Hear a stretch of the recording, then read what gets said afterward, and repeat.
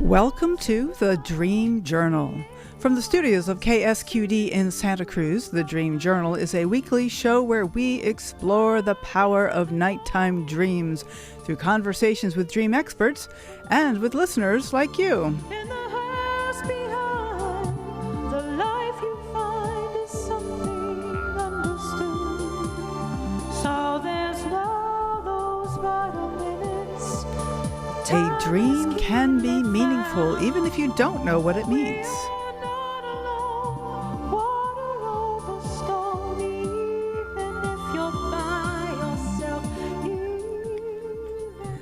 Today's music, coming up in a moment, is called Noticing the Unknown.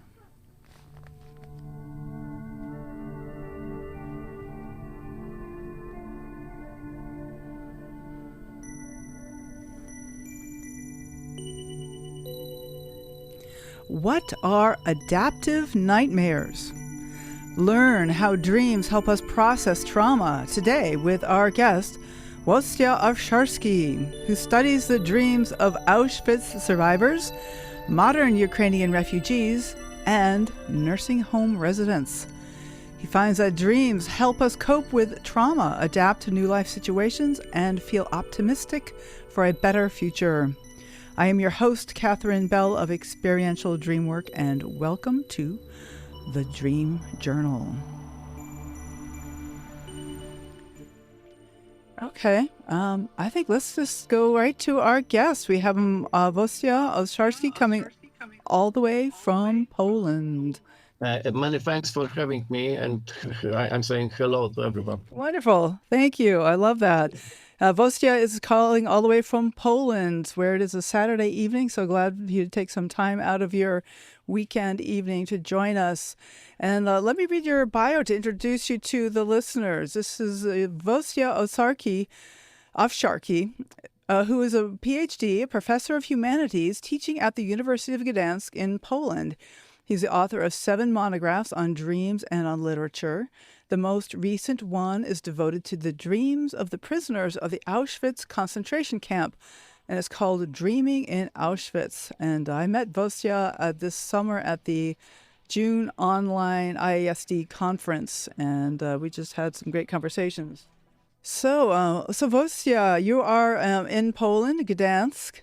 And an avid dreamer. I understand that you actually, I'm going to just go right to your classes, that you actually have classes with dream groups in them where the students actually do this Ullman-style dream groups. Is that right? Yes. I have classes with my students, and we discuss dreams in different aspects, and we also have dream groups. They are based a little bit on the Montague-Ullman's method. Right, Montague-Ullman. Mm-hmm. Mm-hmm. And he has a method called dream appreciation, right? Yes, dream appreciation, a group approach. Yes. Mm-hmm, mm-hmm. This is what we are doing quite often here in Gdansk with my students. Okay, and so you're finding that the students are finding benefit from these dream groups because they're like college students, right? I hope so. University students, they are very satisfied with this. They like our meetings, and I'm astonished how open they are, how openly they talk about their very intimate life problems while discussing the dreams. And I'm always scared because, if you are a group leader, you cannot be an authority to them. You have to avoid giving them very specific interpretations. Rather to encourage all the group to find some meanings of the dreams. But sometimes it's impossible. Sometimes I find it necessary to just tell them something about their dreams and about their life also. And I'm always stressed that it may harm them. I hope. You might harm them? You're worried that it might harm them? Because if you tell them do that or don't do Right. that, that it might be difficult or maybe harmful for them in their lives. Right. For example, they sometimes decide to break up with their boyfriend, girlfriend, and change something radically in their life. I always afraid that it may go too far, but so far I haven't heard about any suicidal problems like that. So let's hope they benefit with this rather than feel harmed. Right. Well, this is one of the challenges of dream groups that I play with as well, and that I kind of think about is how can I facilitate the group and keep things, in the format that is safest for the dreamer, and yet not be the only one with the ideas. We want other people sure. to be talking about what comes up for them, because the benefit of dream groups is not just for the person who's exploring the dream, but for other people listening to the dream often get a lot of benefit from dream work as well. Of course, so you have to be careful. You have to be careful and encourage all the participants to be actively engaged in this process. Right. I hope it is good in our case. And looking at my students, I think that they are satisfied and they are happy with those talks about their dreams. Great. Okay. I'm more familiar with Jeremy Taylor, but I understand that the style of dream groups are very similar. In fact, I've heard that some people consider Jeremy Taylor's style to have been based on Montague Ullman, but I believe there are some differences. Are you familiar with the Jeremy Taylor style? I'm familiar with Taylor's thoughts about dreams. I read some of his articles. I heard to him during one of the IISD conferences, but I'm not very much aware of the dream sharing method. Probably I'm not familiar with. Okay, well, they kind of center on the idea of if it were my dream, you let people using what he called a projective style, where everybody. This is the same. Yeah. This is the same in Ullman's method. If it were my dream, I would something. Right. Very important part of this process of appreciating dreams.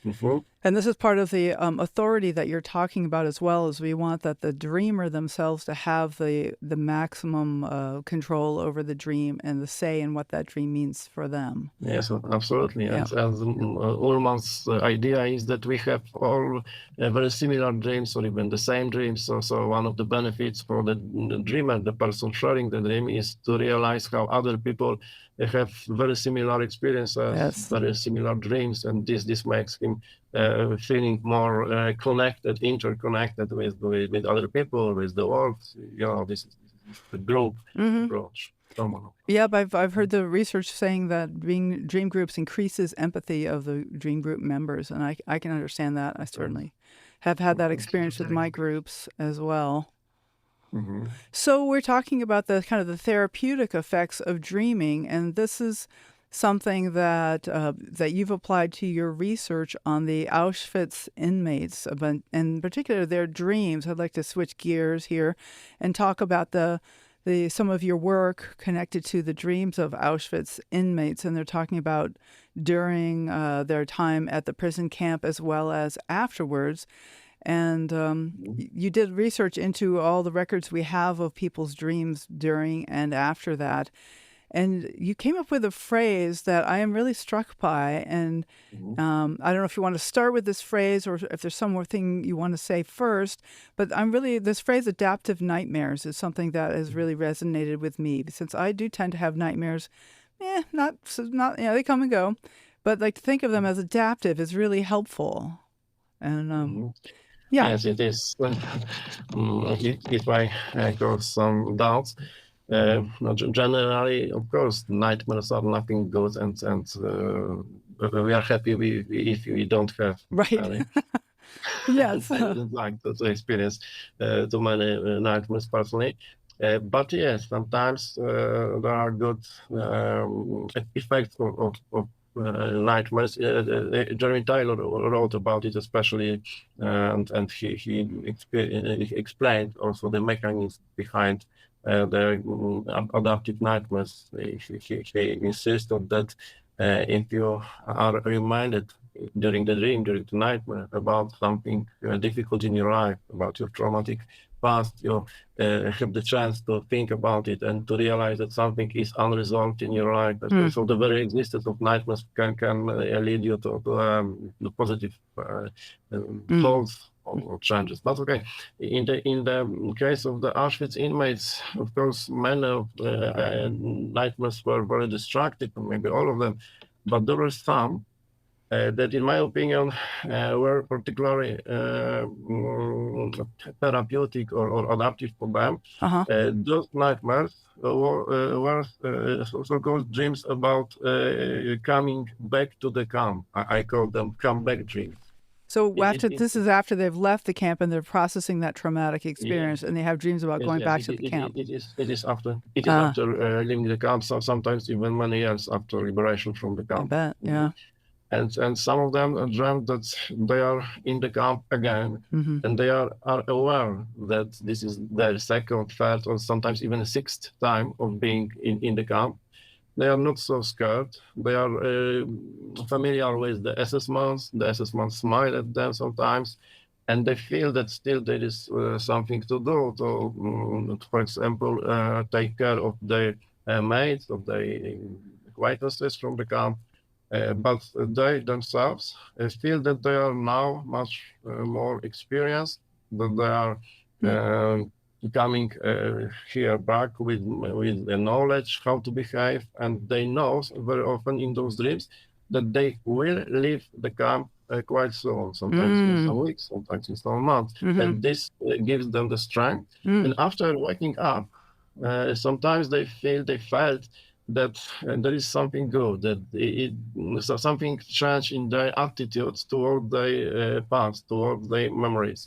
They are not so sensitive to the devastating memories of being in the camp. And so therefore I named this kind of nightmares adaptive ones, because it was reported by the dreamers themselves. It is not my idea. They admitted clearly in their writings, in the reports, that those dreams gave them not even hope, but the feeling that they are going in the right direction in terms of coping with the effects of their past trauma.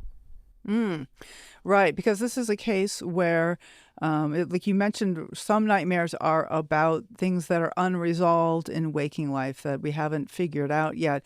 But this is a case where the nightmare is about something that happened in the past. And so it's not like they're going to change their past, although it sounds like these dreams are showing that they've changed their relationship to the past. They're not as scared. They realize that they will leave. You know, it's not the sense of utter hopelessness that must have been so prevalent in the camps. Yes, exactly. It is like that.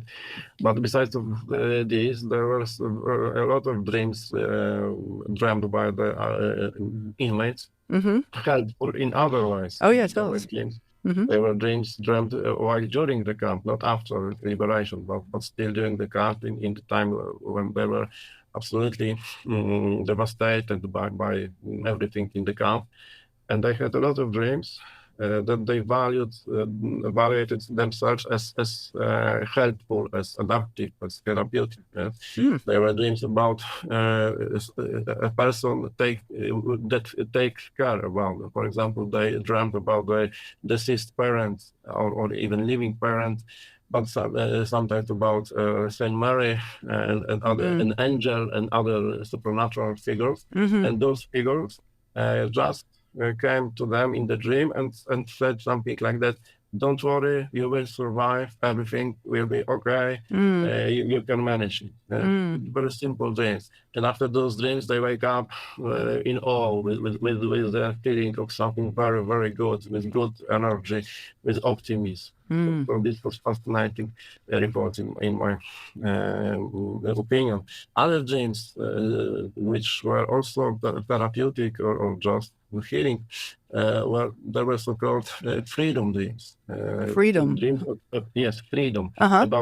Dreams about being free again, coming back home, being liberated from the camp, meeting the loved ones, etc., etc.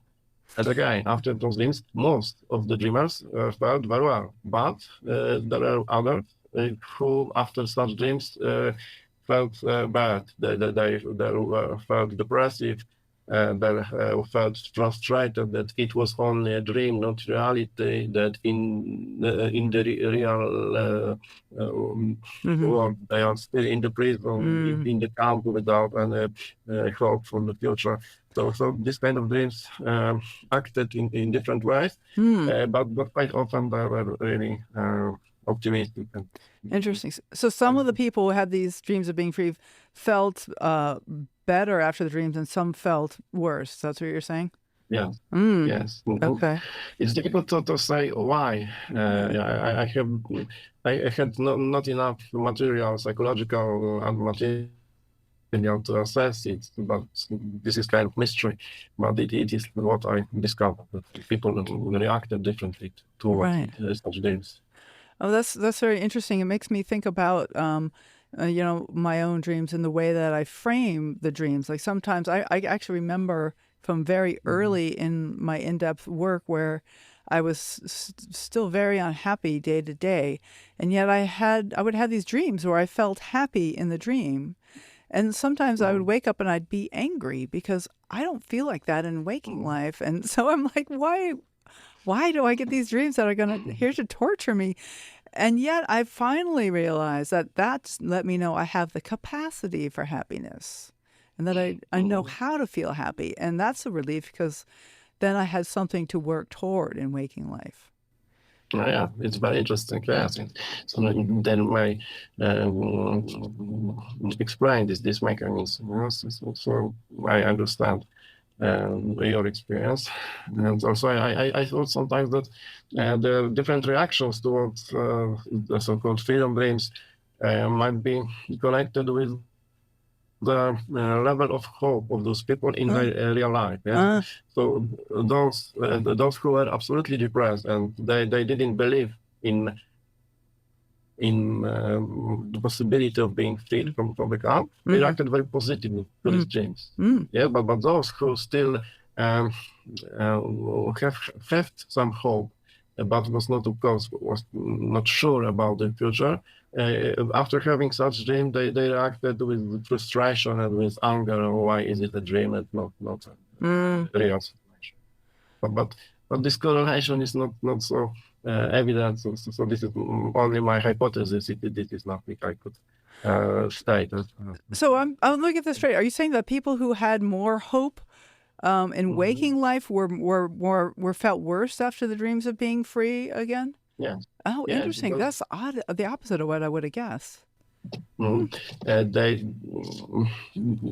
Because I could say that they still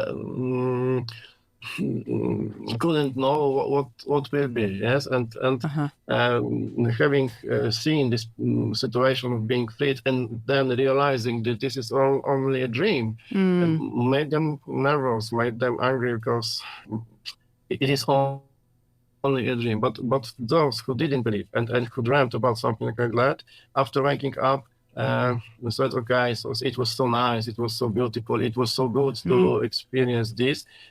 I think that also because of the very weak hope in the reality. Yes. And I can also explain it with the help of the very old people, elderly people in the nursing homes. Nursing homes, yeah. They were very often ill, and they knew that they wouldn't get out of those homes and come back to their normal life. So if such people dreamt about their happy past, about their children, about their families, about the very happy moments from the past, all of them after such dreams were very happy, and those dreams acted very positively on them. They had more life energy.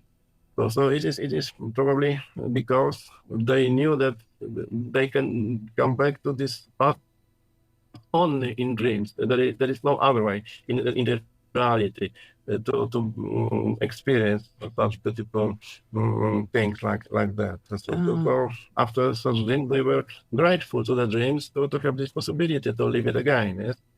And maybe the inmates in Auschwitz, those who didn't have hope reacted similarly as the elderly people in Northern Caucasus, and those in Auschwitz who still hoped for better future were frustrated because, oh my God, it is only a dream, and it could be potentially, it could be reality, but it isn't.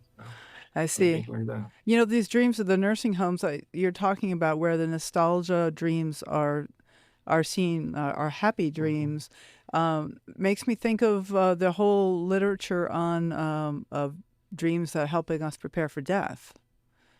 Hmm. And there's, a lot of work on this. I know several books about it. That the dreams as we get closer to death are often about happy times from the past, or about family members and angels, like you mentioned, family and angels.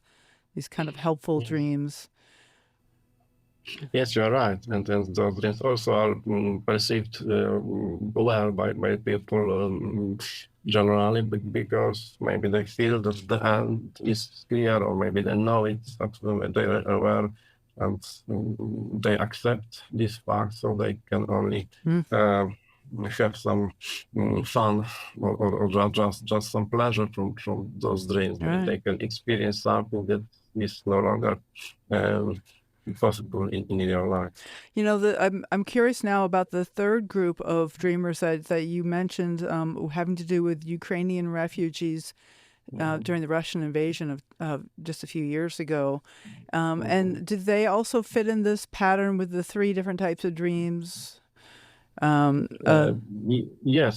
I investigated 50 Ukrainian women, only women, who fled to Poland just after the outbreak of the war, Right. the Russian-Ukrainian war. Right. And of course, they had a lot of different kind of dreams and a lot of nightmares. But again, there were quite a lot of helpful dreams, because I'm especially interested in dreams that work positively in a difficult situation. Mm-hmm. And for example, yes, they dreamt about coming back home, coming back to Ukraine, meeting their husbands, their children or grandparents in Ukraine.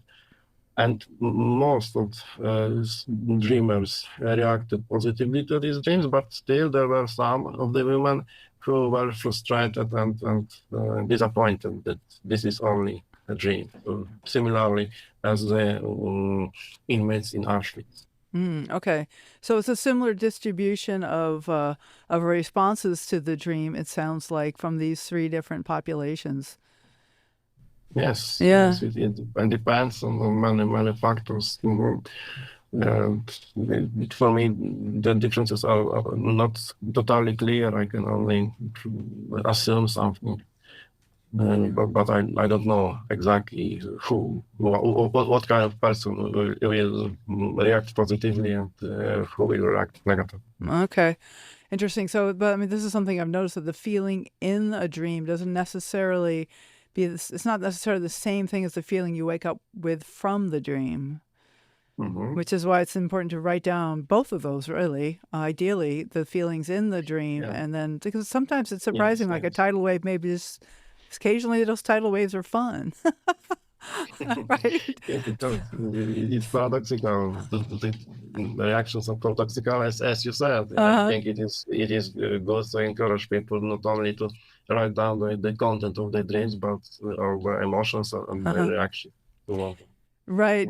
Right. It's interesting when it comes to writing, because I'm always trying to be very explicit about emotions, but there is a whole style of writing, especially in fiction or memoir, where you let the content of the scene tell you the feeling of the character rather than the feeling words. But I find feeling words are useful. Yes, the more that when we assess dreams based only on the content, we can be misled. Right. Yes, because you can assume that the dreamer was happy because he or she was dreaming about beautiful landscape, for example. But in fact, when you ask him or her, it turns out that the direction are dramatically different. Yes, right. So you can't be sure if you don't ask. Right, and so I don't remember my dreams fairly often. That's why I write them down, and so I try to be really explicit about those feelings, and the feeling you have when you wake up. That's not always the same, as we've been talking about. Yes. So, Vostia, this is great to have you on the show. We need to take a short break and do Okay. some squid biz, as they like to say here at K Squid. And so I will say this guest today is Wojciech Owczarski from Poland, and he is a professor of humanities teaching in Gdansk. And he's written a book on dreaming around the Auschwitz concentration camp called Dreaming in Auschwitz. We are broadcast live from the KSQD studios in Santa Cruz and co-broadcast live in San Jose by KCXU and podcast everywhere. Look for the Dream Journal on all your favorite podcast platforms. After the break, we're going to get more personal. I want to ask Wojciech a little bit about his history. We will be right back.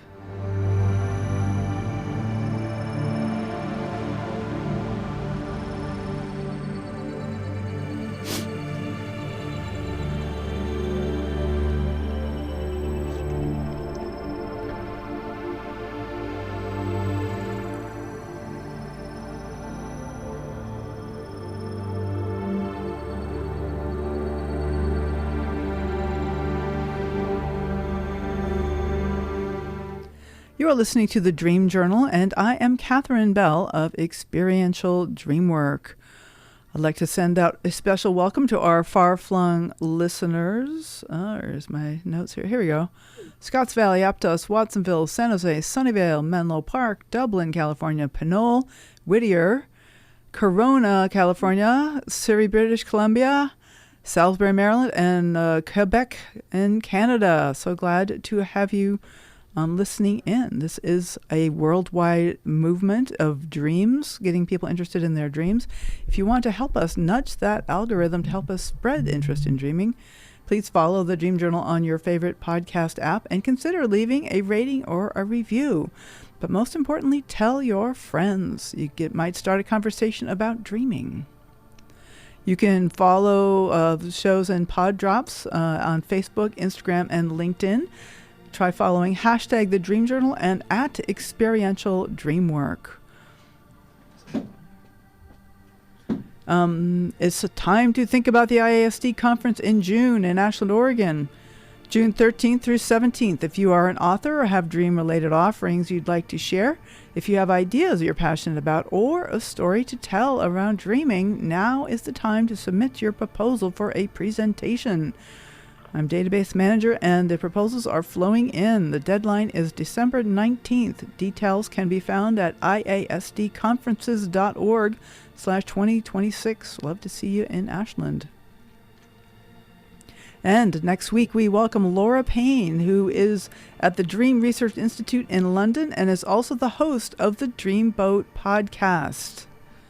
Today's guest is Wojciech Owczarski, and we're talking about the therapeutic power of even nightmares, what he calls adaptive nightmares, and how dreams help us recover from trauma and to tune into what's bugging us. I believe we actually have two callers at the moment, so let's say hello to the first caller. Oh, maybe only one caller. Let's say hello to the caller. What's your name and where you're calling from? Hi, my name is Kathy, and I called in last from week. Corona, right? So, yes. Good. Catherine, it's nice to be back. And Professor, is it Wojciech? Am I saying it properly? Yeah. Yep. It's okay. Yes.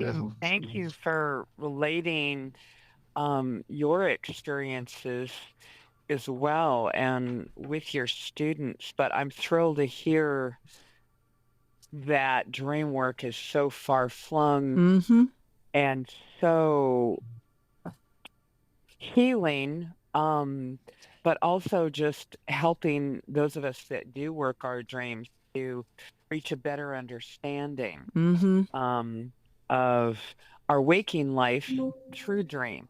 And as I shared last week, I'm a huge Jeremy Taylor follower and have been working dreams for about 25 years. There's a group of us that do that. And as I expressed last week, we are interested in expanding our group a bit.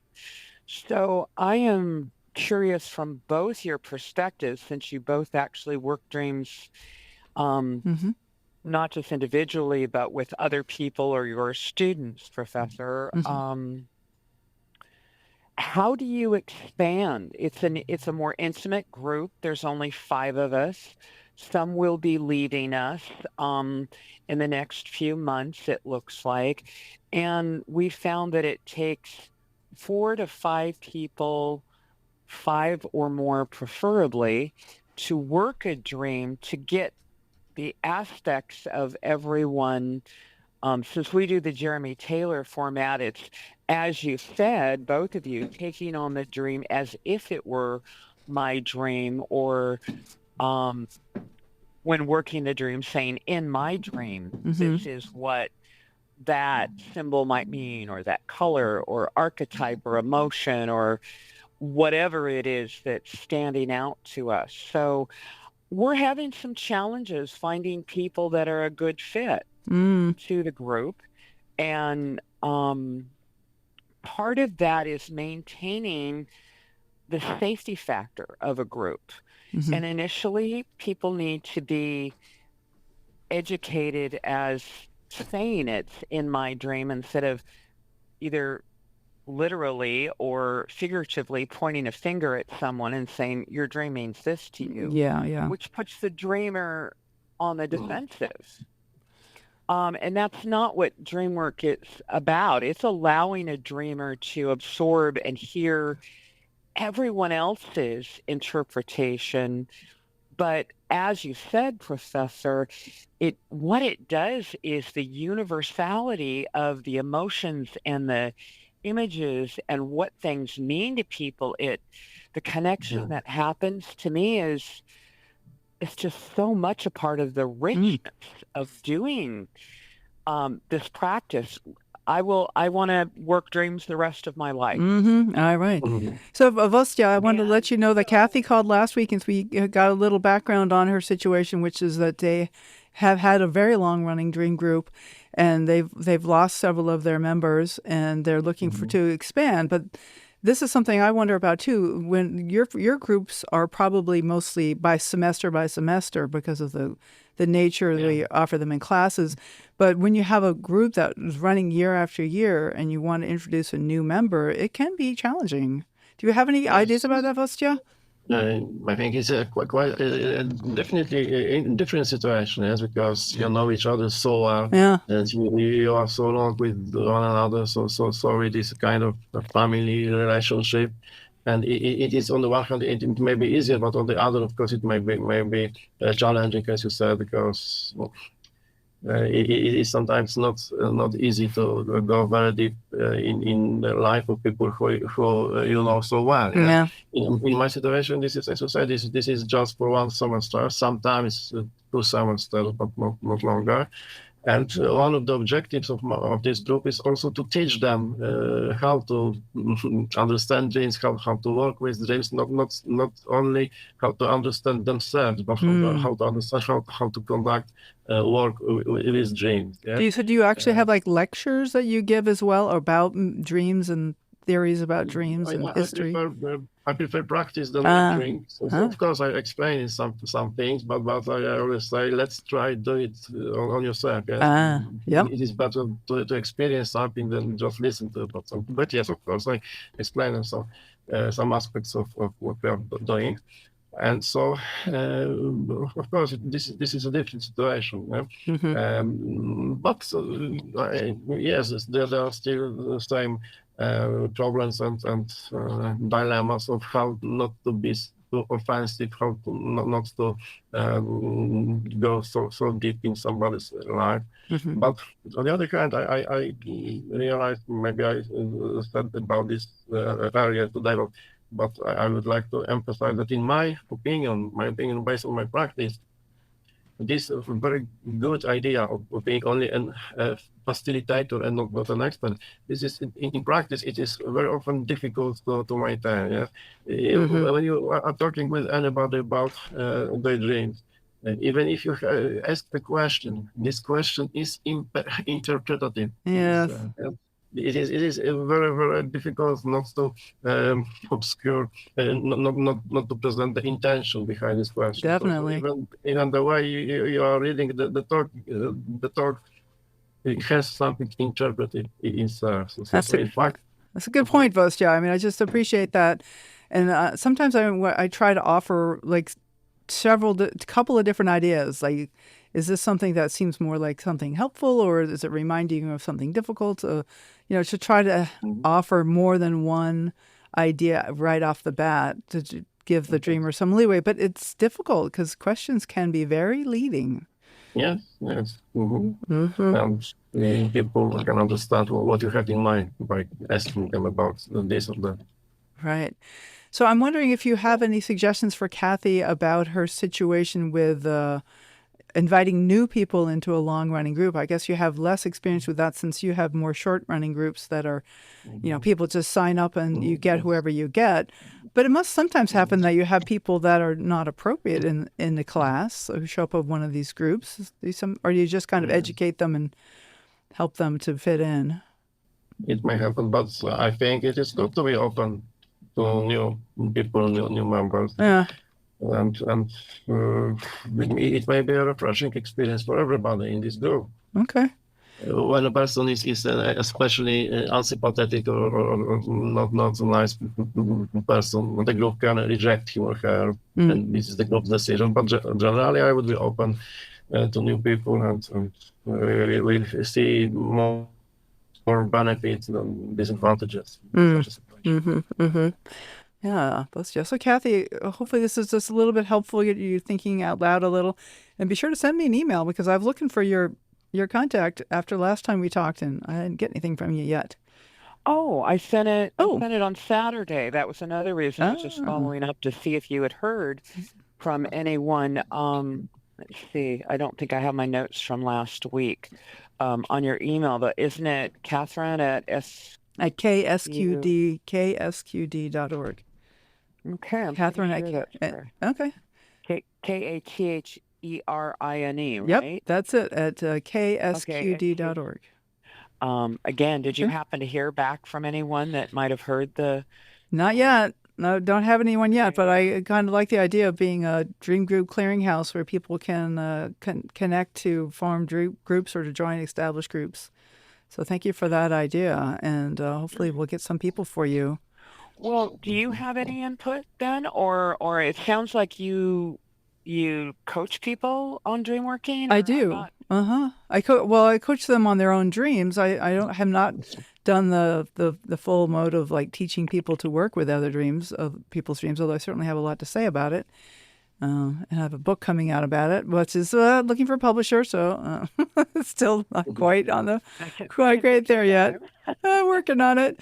But I would love to actually have a class about helping people work with other people's dreams, because I think that would be a really wonderful way to spread this gift of dreaming.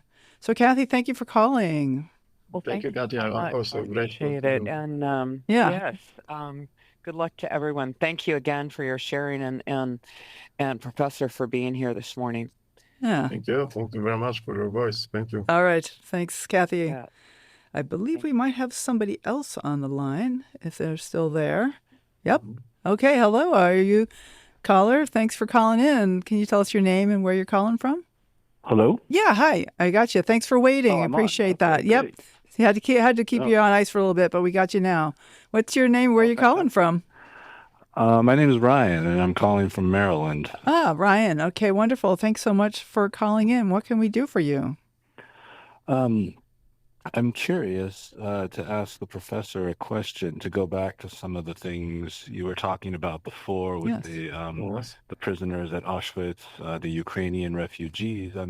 Obviously, you were speaking before about these individual dreams that people had, and understandably, dreams are a very individual experience. But I'm wondering if the Ukrainian refugees, or perhaps the Auschwitz survivors, if they had like very similar dreams, perhaps if there are recurring patterns or images, perhaps, and in particular, I'm curious if, were they dreaming about particular individuals? Did the Auschwitz survivors dream of Hitler, or do the Ukrainian refugees dream of Putin, perhaps? Or maybe if they even have like revenge fantasies. You were talking before about how therapeutic it is, and I'm wondering if there's like a cathartic kind of thing about revenge fantasies or taking revenge or something in that Maybe. way, because you play out the fantasy. I don't know. I'm curious if the professor came across it in his research, perhaps. Yeah.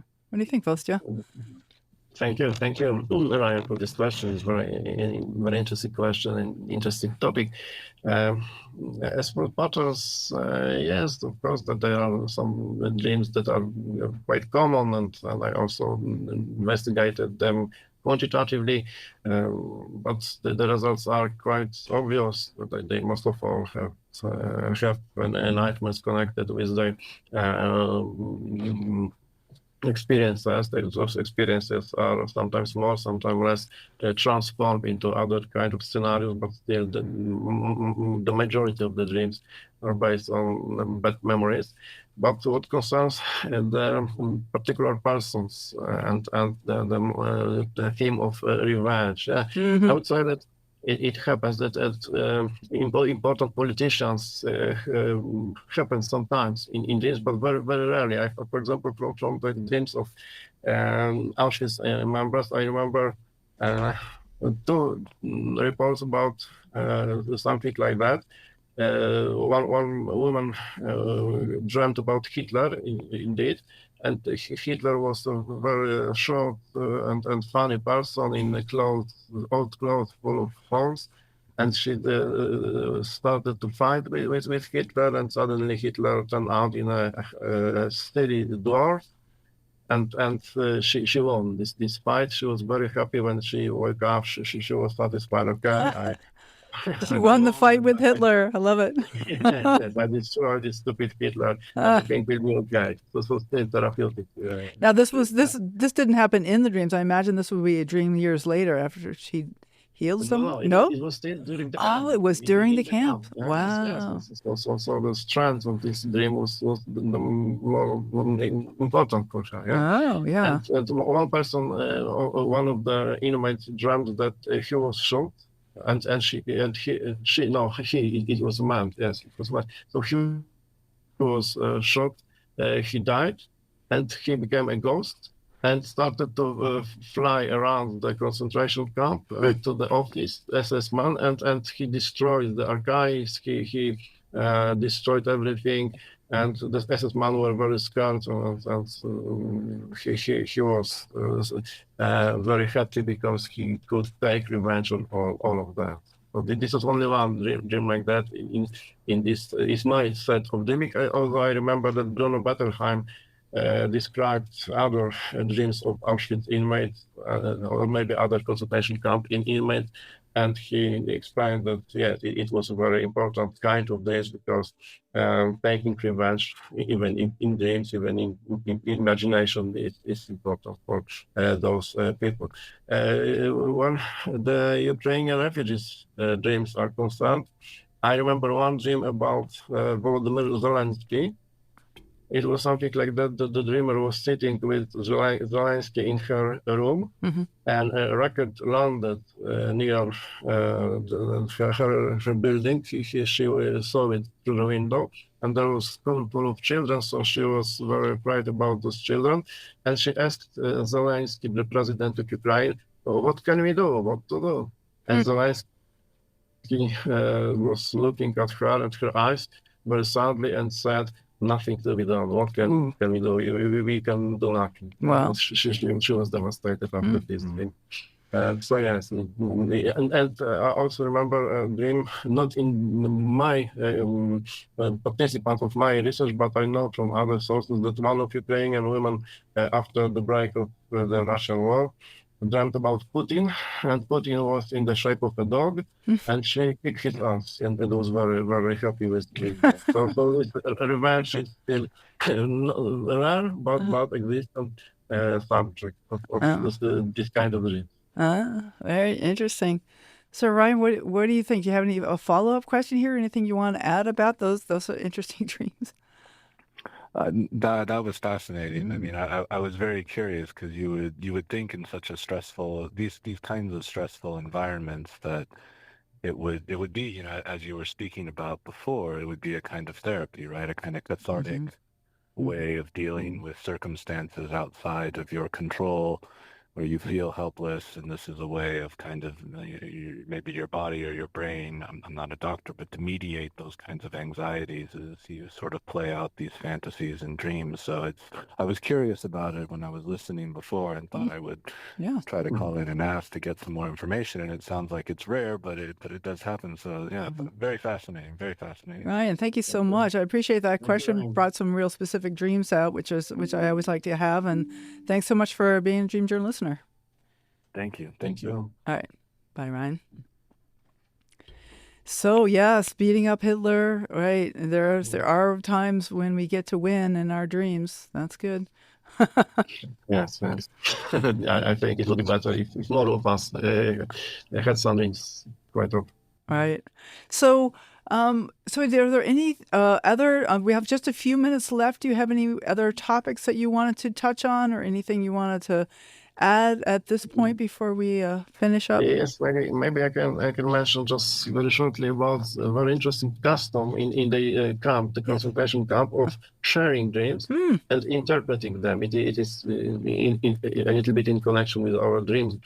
There were no regular dream groups in the camp, but very many of the inmates reported that sharing and interpreting dreams of other people was their daily ritual. They were addicted to it. They just needed it very much. I would say that sometimes it was kind of gambling, because they never knew what kind of prognosis the dreams have, because the dreams, as you can imagine, are very often explained in a very simple way, that the explanations were of this kind, that something will be better or something will be worse, that you will be fit or you will die. Although the interpreters most often try to be generous, and they interpreted the dreams in favor of the demons, but sometimes there were people who interpreted the dreams in bad, as a bad omens. So people who asked their mates to interpret the dreams could never know what the answer may be, so it was kind of gambling. But generally, this ritual helped them very much, not only because of the diagnosis or the interpretations, but the very fact of talking about this.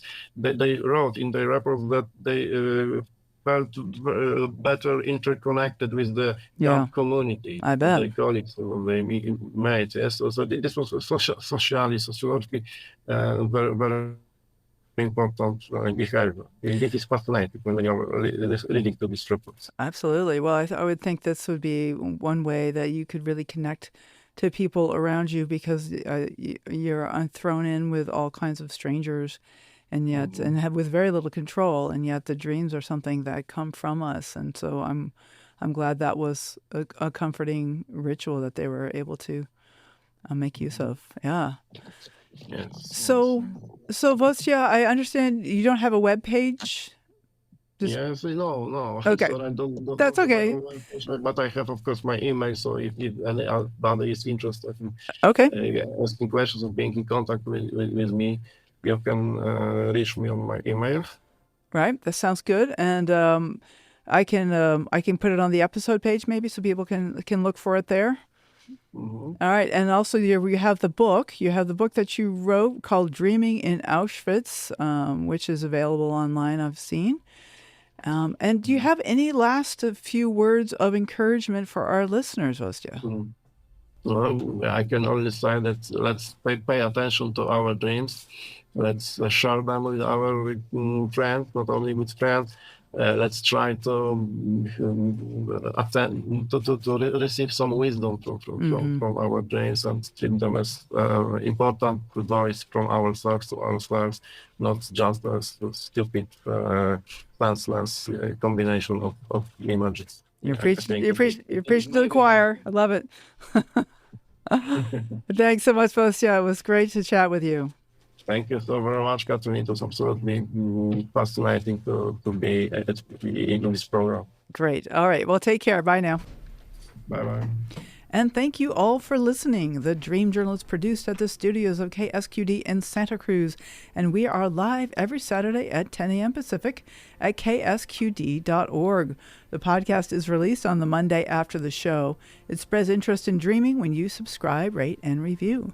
I am Catherine Bell. You can find out about my dream coaching practice at experientialdreamwork.com. Email me at catherine@ksqd.org, KATHERINE, at ksqd.org. Follow Experiential Dreamwork and hashtag The Dream Journal on Facebook, Instagram, and LinkedIn to keep up with the shows. I'd like to thank Rick Kleffel, engineer and music creator and phone answerer today as well. Audio editing by Suki Wessling, and intro and outro pieces are both by Mood Science. Tomorrow morning when you wake up, take a minute to write down your dream and bring it to the next Dream Journal.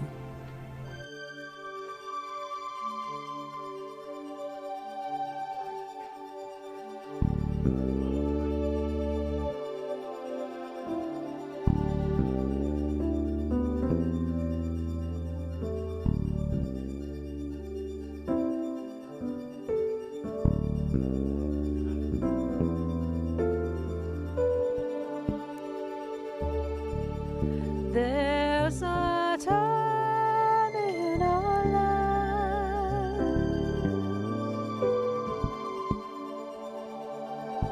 all the husbands and wives,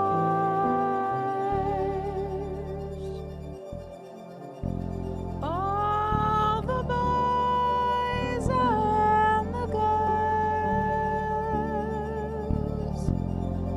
and everyone in the world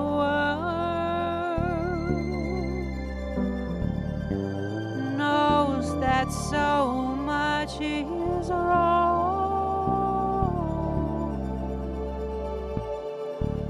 but much more is right.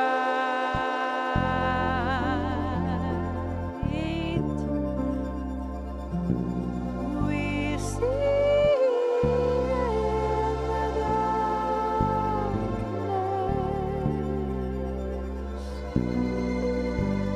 by shining a light.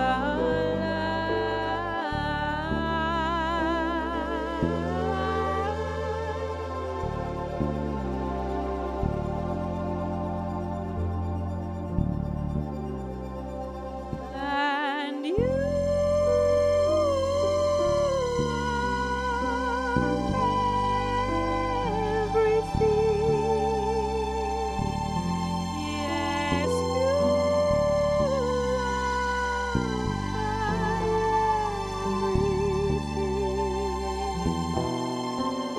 the sun all alone, and moonlight on waves, a hand when it's needed, the smile that saves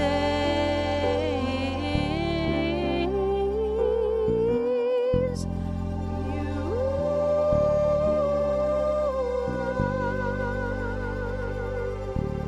You are my everything.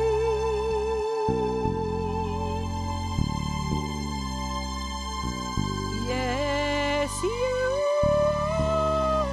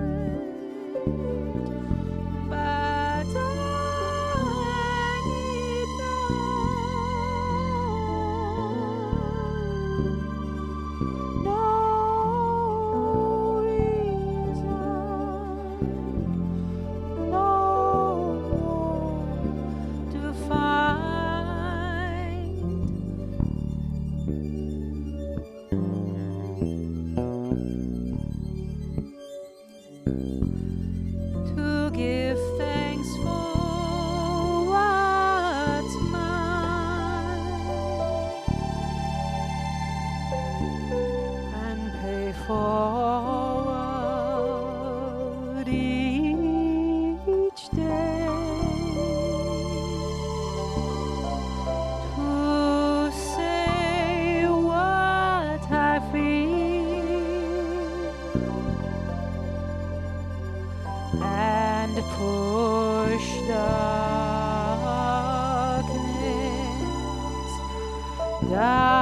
darkness away.